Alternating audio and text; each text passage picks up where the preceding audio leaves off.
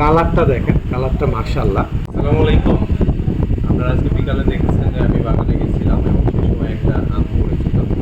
তো একটা না, আমরা সেই সময় অ্যাকচুয়ালি ৩টা আম পেয়েছি। তো আমরা তার মধ্যে একটা আম আপনাদেরকে কেটে দেখানোর চেষ্টা করব। এটা কিন্তু গোপালভোগ আম এবং এই গোপালভোগ আমটা আমরা কিন্তু আজকে পাকা অবস্থায় গাছ থেকে পেড়েছি। তো পেরেছি না, পড়েছে আর কি। তো সেটাই নিয়ে এসেছি আপনাদেরকে দেখানোর জন্য। এটা একটু অত্যধিক পেকে গেছে বিধায় কিন্তু এরকম এই যে এটাকে বলা হচ্ছে পাম হয়ে যাওয়া। এবং পাশাপাশি হচ্ছে গাছ থেকে পড়লে যে আঘাতটা পাই, এই যে আঘাত পেয়ে কিন্তু এখানে ফেটে গেছে। এক্স্যাক্ট আমি দেখাতে পারছি কিনা আপনাদেরকে, যে ফেটে গেছে। তো কালারটা দেখেন, কালারটা মাশাআল্লাহ।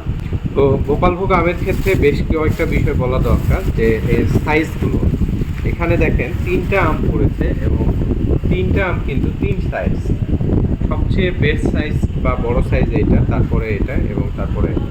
তো আমরা যেটা বলি যে এই সাইজটা হচ্ছে আপনাদের জন্য বেস্ট পারফেক্ট সাইজ, কেননা এই আমের মিষ্টতা যেটা হবে, এটা এই আমে সেই মিষ্টতাটা পাওয়া যাবে না।